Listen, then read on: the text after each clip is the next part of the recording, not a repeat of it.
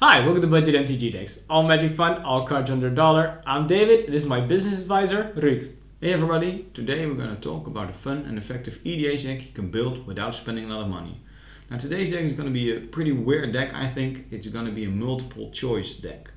As with all decks, there's going to be one additional build rule, and that is that all cards need to be under $1 in price. So that makes for very cheap decks, which is one exception, and that is the Commander. This Commander can be over $1 in price, so let's take a look at him. Yeah, and we have an awesome commander for you today. We have Cromat for 5 mana, one of each color. We get a 5/5 legendary creature, and Cromat has a lot of cool little abilities. The first one, for a white and a black, destroy target creature blocking or blocked by Cromat.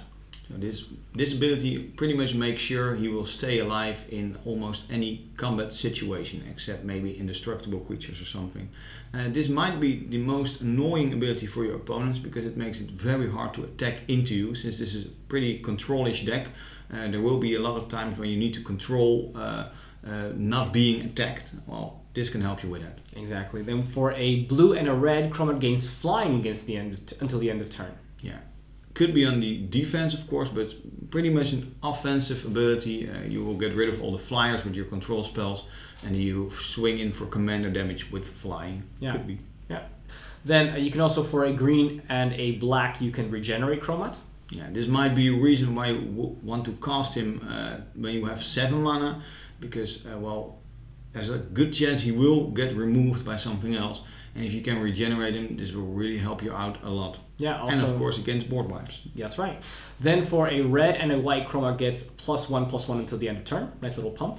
Yeah, also pretty much an offensive ability, since you can just destroy target creature blocking or blocked by Cromat. Normally you don't really need the +1/+1 counters on the defense. So no. Offensive ability. Yeah, to get the extra commander damage through in combat, yeah. And lastly, for a green and a blue, put Cromat on top of its owner's library. This is maybe the most annoying ability for your opponents, I think. Yeah, well, you could let him go to your command zone, of course, but when he has been removed already, he will become 9 mana, and when you put him on top, and you don't really need the additional draw. This could be really, really handy. It will just cost you 5 anytime you cast him. So yeah, really strong ability. Yeah, you are giving up, of course, your draw, because you do have to draw him again next turn, but we got ways of drawing extra cards, and that should be fine. All these abilities together means that the role of this commander is going to be to kill our opponents with commander damage, but it's really not as simple as that. So Ruud, what kind of cards are we going to need to make this work? Well, we have 24 charms, so multiple choice instants and sorceries, that is. Then we have 5 commands plus, so well, a little bit the same as a charm, but a little extra.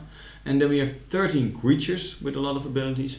Then we have 11 utility cards, other cards that have some additional options. We have 6 mana fixing cards, since it's a very mana intense deck. And we have 40 lands.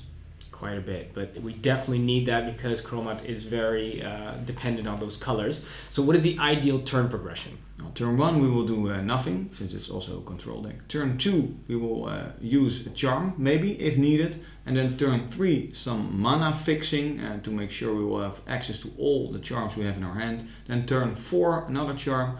Turn 5 the commander. Maybe turn 7 if you're afraid he gets removed, because you don't have any options anymore if you cast him when you only have 5 mana. And then turn 6 onward we will use charms, draw, and use Cromat's abilities and his commander damage, of course. Yeah, this is maybe one of the decks where it's the hardest to say what the turn progression is going to be, because at every step of the way we have multiple choices. Yeah. So let's have a look at the essence of all these multiple choices, and that is the charms. We divided the charms into 3 categories. First was the guild charms. These are based on the guild gates of Ravnica. Then we have the shard charms. These are a color pairing and 2 allied colors, so they're always 3 mana. And then we have the wedge charms, and they're also 3 mana, but this one's a color, and they're 2 enemy colored pairings.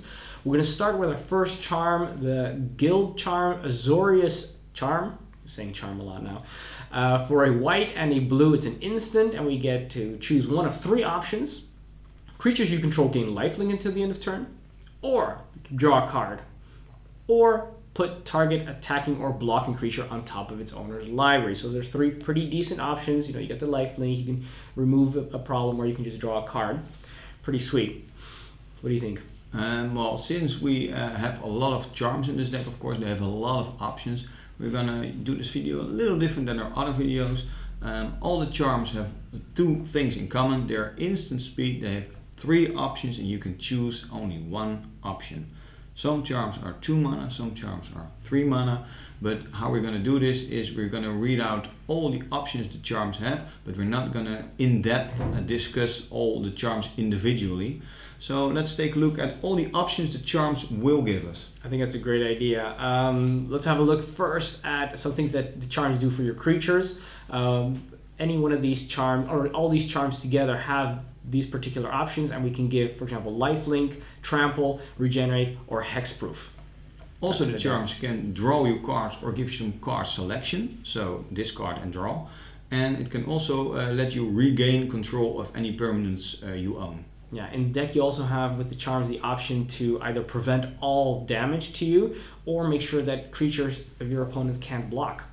Then we have charms that gain you life or make your opponents discard cards, place tokens onto the battlefield, place +1/+1 counters on your creatures, return cards from your graveyard to your hand, and return creatures from the graveyard to the battlefield actually. Yeah, you can also use these charms to have a creature you control fight another creature, or destroy a creature, or you can exile a creature, or you can return a creature back to your hand or to your opponent's hands, depending on the card, or you can put a creature on the top or bottom of the library, and you can even tap creatures. Very nice. Yeah. Then we have charms that counter spells. We have charms that exile graveyards, destroy artifacts, destroy enchantments, or destroy lands. Yeah, then you can also pump the power and toughness of one or more creatures. You can also reduce the power and toughness of creatures. You can have creatures deal 1 point of damage to their controller. And you could even deal damage to creatures straight up, or deal damage to players straight up. So these are, of course, a lot of different options. Pretty much everything you could possibly want or need is in the deck. You just have to have it at that point in time. Of course. So then we're going to show you all the charms we have. So we've already seen Azorius charm. The next one is Dimir charm. Yeah, then we're going to go Rakdos charm. Then we have the Gruul charm. Followed by Selesnya charm. Orzhov charm, Izzet charm, the Golgari charm, Simic charm, Band charm. Yeah, now we're at the shards, and we go Treva's charm, Esper charm, Dromar's charm, Grixis charm, Crosis charm, Junt charm, Dargia's charm, Naya charm, Vrith's charm.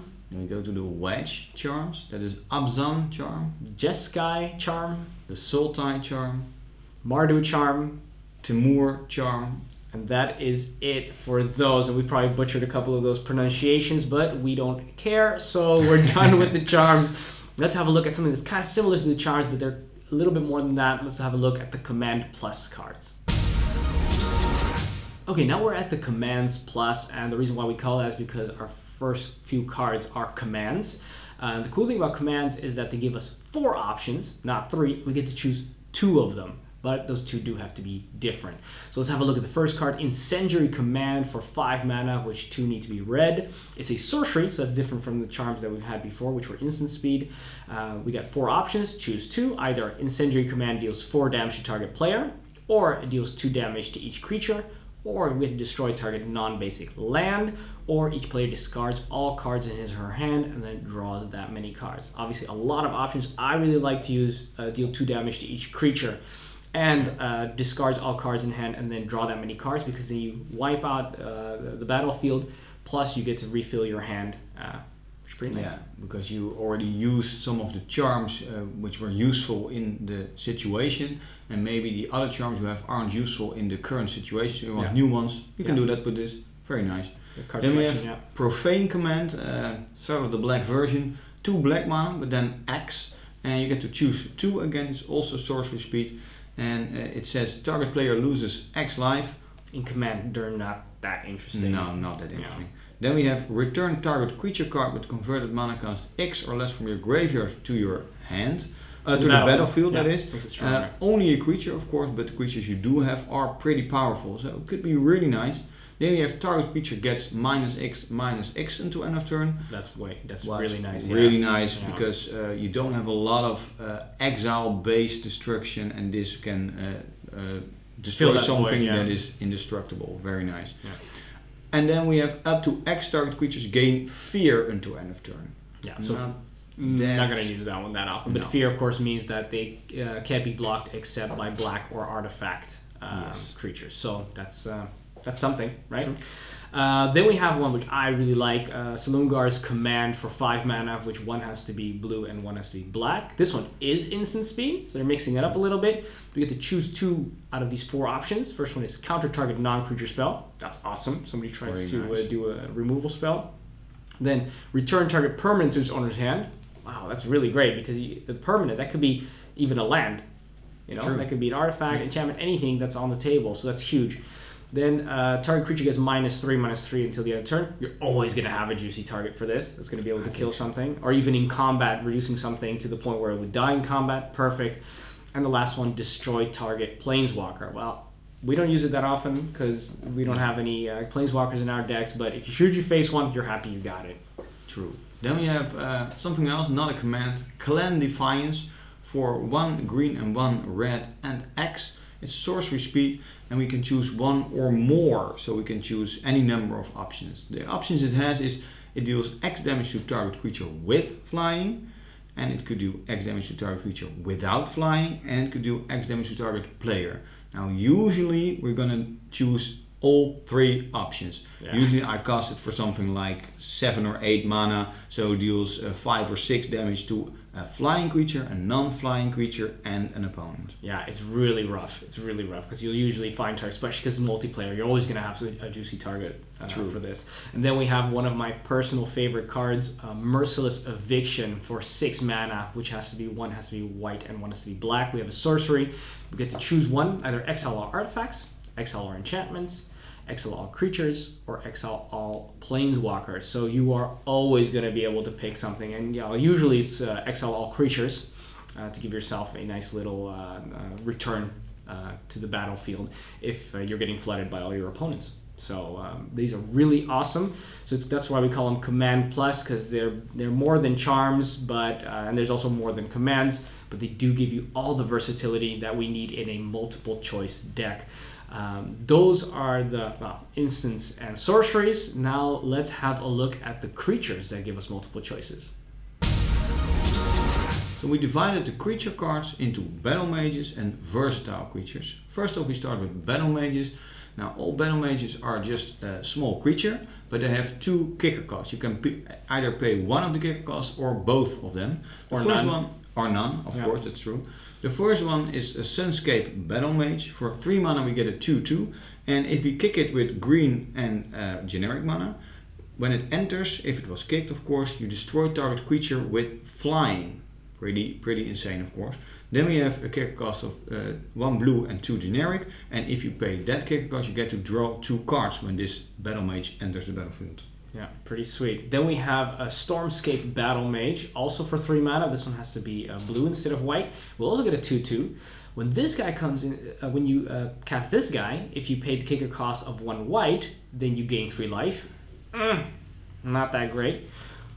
But if you paid the kicker cost of 2 generic and a black, then you get to destroy target non-black creature and it can't be regenerated. Now that is a lot more interesting. That's more interesting. Yeah. Then we have Nightscape Battle Mage for 3 mana. We get a 2/2 again, and we can kick it with a blue and 2 generic. If we do this, we get to return up to 2 non-black creatures to their owner's hand. Very nice.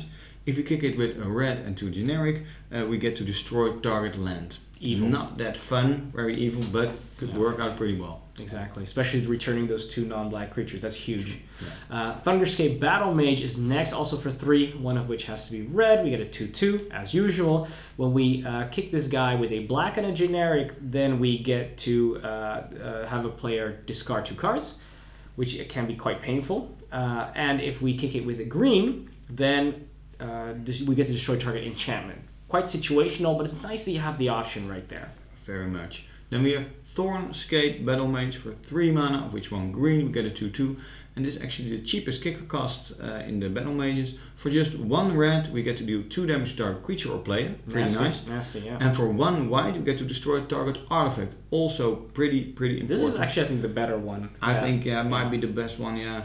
It's very good. Well, of course, it might be obvious you don't want these creatures for their body. It's not that interesting. Could be Don't be helpful, so shallow. of course. Don't be so shallow. You don't want them for their body. No, Exactly. Because they're you just don't want that. more quality there. Yeah. And you actually do want to try and cast these for both their kicker costs, usually, if you can. Then you get the most value. Well, some of them are situational, of course, so then you don't have to do this, but you will want to pay at least 1 kicker cost. Exactly. These are the kind of cards where you might have one target and think, maybe I'm just going to wait a little bit longer till I do have that second target. Well, those are the battle mages. Let's have a look at the versatile creatures. The first one is one of my personal favorites as well, the Skin Shifter for 2 mana, which one has to be green. We get a tiny little 1/1, but for 1 green mana, we get to give it 1 of 4 options. This either turn it into a 4/4 Rhino with trample till the end of turn, turn it into a 2/2 bird with flying until the end of turn, or turn it into a 0/8 plant with defender till the end of turn. Okay, 3 options. These are all really nice. Offensively, of course, a 4/4 Rhino with trample. That is insane. Attacking with that on turn 3? True. Beautiful. And of course you can do this instant speed, so very, very nice. Then we have Primal Plasma and Primal Clay. They're pretty much the same. For 4 mana, when it enters you choose if it becomes a 3/3 creature, or it becomes a 2/2 flying creature, or it becomes a 1/6 defender creature. Kind of similar to the Skin Shifter, but these ones can't change back and forth anymore. Then again, they don't require consistent mana to change either. Then we go to Jaya Ballard Task Mage for a generic and 2 red. This is an awesome legendary creature. We've put this one in other decks as well before. We get a 2/2, and she has 3 different options. The first one is pay a red mana, tap it, discard a card, and then destroy target blue permanent. This is really, really nasty. You may think, how niche, it's just a blue permanent. But you'd be surprised how often there are very juicy targets for Jaya to use her first ability. Then we have for a generic and a red tap, so it's a little bit more expensive. We have to also discard a card. This time she deals 3 damage to target creature or player. If a creature dies this way, it can't be regenerated. Or well, if a creature dealt damage this way, it can't be regenerated. So that is, of course, a nice little lightning bolt for 2 mana, any card in your hand. Then lastly, we have for an exuberant amount for 5 and 2 red. So for 7 mana, we have to tap Jaya Ballard, discard a card, again, same as before, but in this case, it deals 6 damage to each creature and each player. That includes herself, so she's not going to survive this, but everything has been emulated, and everything is dead at the end of that. It's kind of like a mini Planeswalker, right? Yeah, it's very cool card. This works really well in the deck. Then we have Disciple of the Ring for 5 mana. We get a 3/4 creature, and there's some pretty interesting abilities. For 1 mana, and exile an instant or sorcery card from your graveyard, which we will have a lot, especially late game, since we have like more than 30 instant sorceries in the deck. I don't know the exact amount, but a lot. And we get to choose one. Counter target non-creature spell unless its controller pays 2 mana. We could do this multiple times, of course, so this becomes a really nasty amount of mana. Or we can make Disciple of the Ring get +1/+1 until end of turn. Or we can tap a creature, or we can untap a creature. Huge. Now, since I already mentioned, we can do this multiple times. So if we, for example, we tap the 3 creatures our opponents have, then we maybe we even buff Disciple of the Ring a little bit, and we attack with him, maybe also Cromat. It will be a lot of damage, and we can just keep on tapping our opponent's creatures even in their turn. Yeah, this is a really powerful card because it's instant speed, so you can wait till the last moment to do what you want to do with her. Then we go to Wind Reaver for 5 mana, which 1 white, 1 blue. We get a 1/3 flyer. You may think, okay, 1/3 flyer for 5 mana is not that impressive, but it has also a couple of different abilities. First one is for a white. It gets Vigilance till the end of turn, so you can attack and you can block with it. For a white, you can also give it +0/+1 till the end of turn, so you can boost its butt. Then for blue, you can switch its power and toughness until the end of turn. So that means whatever its power would be its toughness, whatever its toughness would be its power. So that means that, of course, when you're boosting its butt or its toughness with the first or the second ability, you can of course switch that around later with the with a third ability, but then you can't again boost the toughness. So you're only going to be boosting either the toughness or the power with Wind Reaver. And then lastly, return Wind Reaver to its owner's hand. Nice little protection, make sure it doesn't get killed. True. Well, like David just explained, for example, if you change its power and toughness, it will become a 3/1. But if you then buff its +1, +0, +1, then you will buff its power at that moment. This is because of layers, so it will always just have either one power or one toughness. Yeah, correct. Then we have Torchling. It's a 5 mana creature. It's a 3/3. And for 1 red we can untap it. For 1 red we could target creature blocks Torchling. You could make a creature block it. For 1 red we can change the target of a spell that targets only Torchling. Could be nice. And for 1 colorless we could give it +1 -0 or -1 +1. Did I say 0 last time? You did say 0, yeah. but it's okay. But you can read the understand. card. You can just read it. It's right there. There's too many options. There's so many options. These cards, if you don't like making decisions, you don't even want to play this deck to begin with. This is all about the agony of choice, and Torchling is a great example of this. People have to really look at this card and go, okay, wait, I can't target it because you're going to change the target. I can't really attack into it because you're going to make it either its butt bigger or you're going to make its power bigger. What am I going to do? And then in our turn, we're going to say, okay, we're going to untap that thing and now it has to block Torchling, and we're going to, it gets really ugly really fast. But if you're smart and if you like analyzing your different options, then Torchling really gives that to you. Not unlike Aderling, for 6 mana, of which 2 blue, we get a 4/5, and for a blue, we get to exile Aderling, return it to the battlefield under its owner's control at the beginning of the next end step, so that basically it flickers itself to protect it from board wipes or instant speed removal or sorcery speed removal. So you actually always want to cast this with 7 mana, because you want to have that option there. Then for a blue, we can make it unblockable this turn. Great. Now you can get the damage through. And for generic mana, you can either give it +1, -1 until the end of turn, or -1, +1 till the end of turn, same as Torchling. Needless to say, Aderling is a threat. Aderling does a lot of damage, and Aderling is almost impossible to get rid of. So that is super cool. Those are the creatures that give us a lot of different options, so the multiple choice. And now let's have a look at the utility cards. We divided the utility cards into cards that draw us cards, allow us to recur cards, and anti-hexproof cards. We're going to start with our card draw cards. Here we have Fact or Fiction for 4 mana. It's an instant. It allows us to reveal 5 cards from the top of our library. Our opponent chooses 2 piles, and we get to pick 1 to go into our hand and the other into the graveyard. This is so strong because for 4 mana, you're pretty much always going to be drawing 3 cards. That's pretty much what it's going to be coming down to. And the stuff that goes in your graveyard, we might be able to get back with our recursion cards later. So very strong card draw card. Then we have Steam Augury, almost the same, but this time you make the piles and your opponent chooses one of those piles.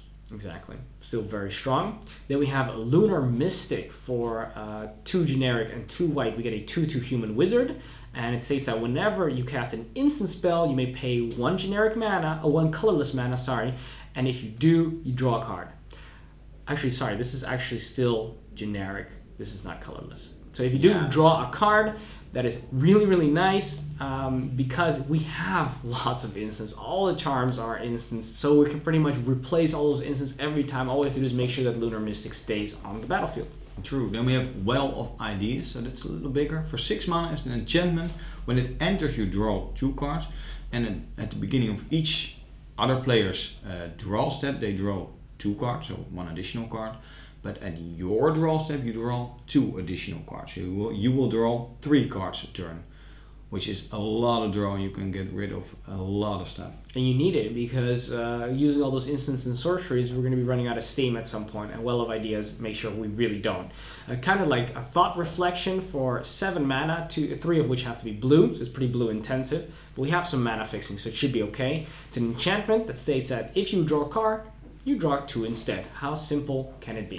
Really, really nice. Then we go to the recursion utility cards. The first one is Archaeomancer. For 4 mana, it's a 1/2, and when it enters, you get to return an instant or sorcery from your graveyard to your hand. Really nice. You will have cast some charm that is really necessary at the moment, and you can just cast it again. Yeah, then we have a mnemonic wall for 5 mana. We get a 0/4 defender. When this guy enters the battlefield, it does exactly the same. Allows to return an instant or sorcery card from the graveyard to your hand. And I think this is a brilliantly named card because it states that it allows you to remember things. And of course, that's what it is. You're remembering the card you already played before and allows you to play it again. That is true.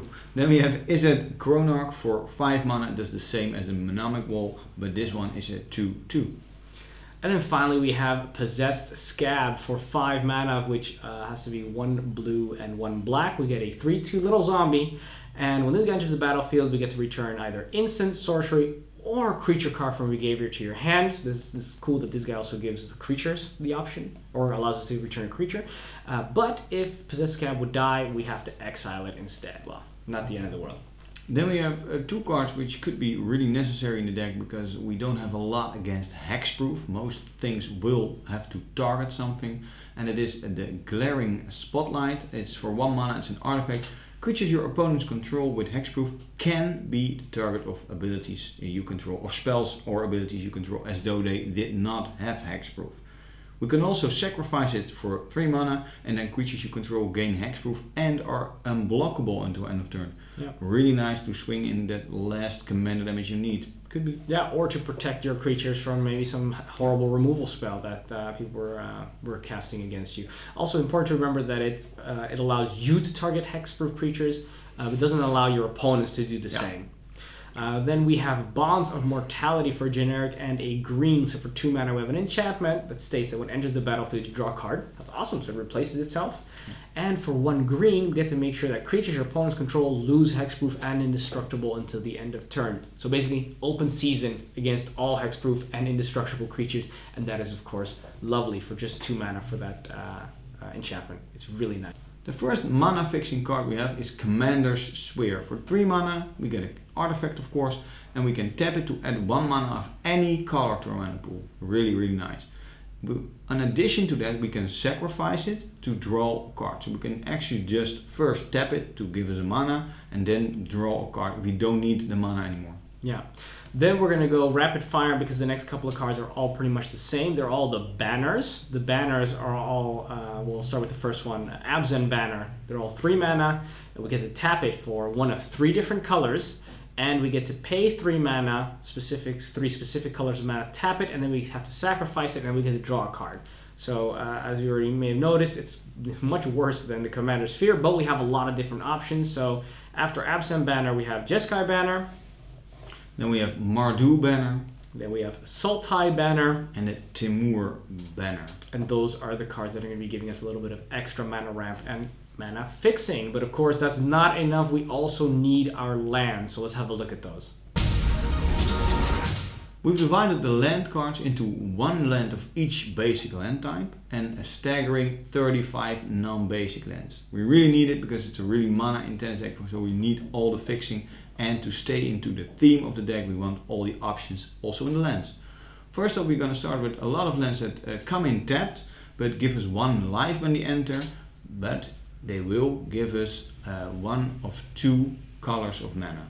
The first one is Tranquil Cove. Then we have Sejiri Refuge, Dismal Backwater, Jawar Owl Refuge, Jungle Hollow, Rugged Highlands, Kazandu Refuge, Swiftwater Cliffs, Scoured Barrens, Bloodfell Caves, Akum Refuge, Blossoming Sands, Greypelt Refuge, Windscarred Crag, Thornwood Falls. Yeah, those all give us 2 different colors. Now we're going to move on to the lands that also come in tab, but in this case give us 1 of 3 different colors.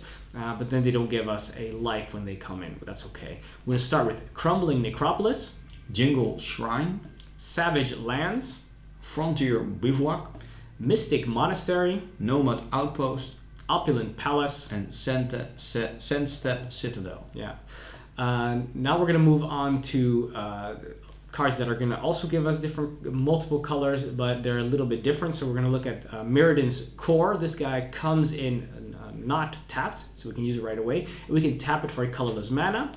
On top of that, we can also tap it to put a charge counter on this land, and another time we can tap it to remove a charge counter and then add a mana of any color. So basically we can either use it for colorless, or we can store mana in it for that turn and then use it later to get a mana of any color that we really need at that point in time. Yeah, we found in play testing that we will always be able to do this. You have a few turns, you are controlling deck, so the first turns you can just store some mana onto it. Maybe sometimes we'll even have 3 or 4 mana onto it, so we have plenty of time to put some of the charge counters on it. Yeah. Then we have Opal Palace. It can either give us 1 colorless mana, or for 1 mana and of any color and tap it, it will give us 1 mana of the color of our choice, since that's our commander's color identity.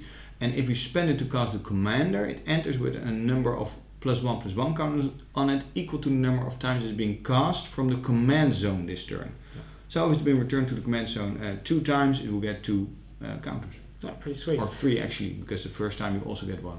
Good point. Then we have Arcane Lighthouse. We can tap it for a colorless, but we can also pay a generic mana, tap it, and then until the end of turn, creatures your opponents control lose Hexproof and Shroud and can't have Hexproof or Shroud. You already notice we already have 2 cards that allow us to do something against Hexproof creatures. This is the 3rd one. That's the last. So we got 3 cards that allow us to deal with creatures with Hexproof or Shroud. It's pretty sweet. Then we have 2 of the same lands, Transguild Promenade and Rupture Spire. It's a land that comes in tap, but when it enters we need to pay 1 mana or we have to sacrifice it. But after that it will give us 1 mana of the color of our choice. And we really need it in this deck. So it's a lot of dampening your speed, but still really nice. At the beginning of the turn, let's say beginning of the game, I mean turn 2, pop this down, yeah. That's perfect. Yeah. Really not suffering because of that. Then we have the Vivid Lands, we have Vivid Meadow, Vivid Creek, Vivid Marsh, Vivid Crag, and Vivid Grove. These guys all come in tapped with 2 charge counters on them. We can either tap them for their respective color, or we can tap it and remove a charge counter to give us mana of any color we want.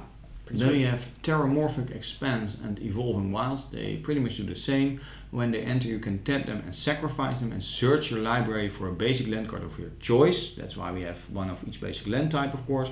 And it enters the battlefield tapped. Yeah, wow, that's a lot of different choices even for lands. Now let's have a look at the conclusion. In conclusion, this deck is a lot of fun. It is not an easy deck to play, but it is very rewarding. You always have an answer to any threat your opponents may have. You are the person who can choose who lives, who dies, which permanents stay, and which ones go. So you have a lot of control. This is the essence of control. On the other hand, you do have to be careful because you don't have a lot on the battlefield. You don't have tons and tons of creatures. You're not spamming tokens. You don't have loads of defenders. You have very little. You'll have your commander, maybe 1 or 2 other creatures. And you have to make sure that people don't attack you because of the sheer fear of what you will do to their creatures when you do. So the instant speed of your spells gives you so much power politically over your opponents, which makes sure that you should be able to stay safe and then start pounding on people with your commander, doing lots of extra commander damage because they're not expecting it. Really a lot of fun, and it's really a thinking man's deck because it is multiple choice. If you don't like, we already said, if you don't like to make decisions, difficult choices, this is not the deck for you. But if you like the agony of choice, the spice of life is variety, then this is the deck for you. What do you think? Well, what I really like about the deck is that it doesn't seem like a really strong deck because it doesn't have a lot of win conditions in it, and it doesn't seem like a really big threat to your opponents in most cases, but it actually wins its fair share of games. Sure. And that is also because, well, of course you have an answer to almost anything, and your opponents will protect you sometimes because you will be dealing with the biggest threat on the battlefield, which is also their biggest threat in most cases. So they won't attack you that much, and of course they're afraid of you, and Cromat is really hard to remove. A lot of your creatures are hard to remove. You have an answer to anything, like I already said. The most difficult thing to deal with in some cases is Hexproof or Indestructible. We do have some options against that, of course, too. Yeah. We have seen a game where Perforus stayed an Indestructible enchantment. And well, that's really hard to deal with, of course. Yeah. But even against that, there are some options. Yeah, so you never indeed have the feeling with Cromat that you think, hey, oh, they just played that. Oh, I can't do anything about that. No, doesn't matter what. Even Planeswalkers, you always have something. You just have to say, okay, am I going to get that? But I always have the option of taking care of this particular problem. I always will have the option to wipe the board. I will always have the option to pump my commander to do that extra commander damage that's necessary. The question is, do I have it at that point in time? So it becomes very important to not always play all the cards you can. When you can, it becomes all about threat assessment and figuring out when do I have to remove what I have to remove when it's most beneficial to you. So, yeah, a lot of fun. What is also nice, most cards that have the biggest impact on the game will not have the biggest impact on you. You have some big creatures, of course, that could be a problem for you, big commanders with hexproof, of course. But for example, board wipes don't have a really big impact on you because you're not having a lot of creatures. So you don't have a lot of board wipes yourself. You have some, of course, so it could be a problem. Mostly somebody will wipe the board at some point. So this makes it really strong. The strongest cards of your opponent won't be that effective against you. So this makes the deck strong, I think. Yeah, and even without investing any mana into protecting your commander, people will still be hesitant into targeting your commander because you can either put it back to the top of your library, or you can regenerate it, or you might have a counter target non-creature spell in your hand. So people just usually leave you alone. Funny thing is, you don't leave them alone. So that's how you win. It's also pretty affordable, right? Yeah, the deck is just below $34, so it's really affordable. That is including all those non-basic lands and including the commander. So if you want this deck, you really can buy this deck, and I think you should buy this deck because it's the weirdest deck I've ever seen. It's really nice to play. True. If you want to look at the deck more in depth, you can look at the full deck list in the description below. You can just click on that there. I'm also going to ask you guys to subscribe now. You have multiple choices. You can choose either Facebook or you can choose Twitter. You don't have a choice about the YouTube. You definitely need to subscribe to our YouTube channel because that is, of course, the way that we get to spread the word about the channel. It helps us out and lets us know that we're doing a good job. So please press that subscribe button. Join us on Facebook and Twitter if you want to see what's going on over here and when we share ideas on new decks and stuff like that. Do we have a question of the day? Yes, of course we have. The question is, what is the weirdest non-tribal themed EDH deck you have come across recently, or in your whole life, of course? Because this is a pretty weird deck with multiple choice. I didn't see it before. So I'm really curious what kind of weird decks you have seen before. Yeah, and if one of those inspires us, maybe we decide to make a budget version of it. True. Could be kind of fun.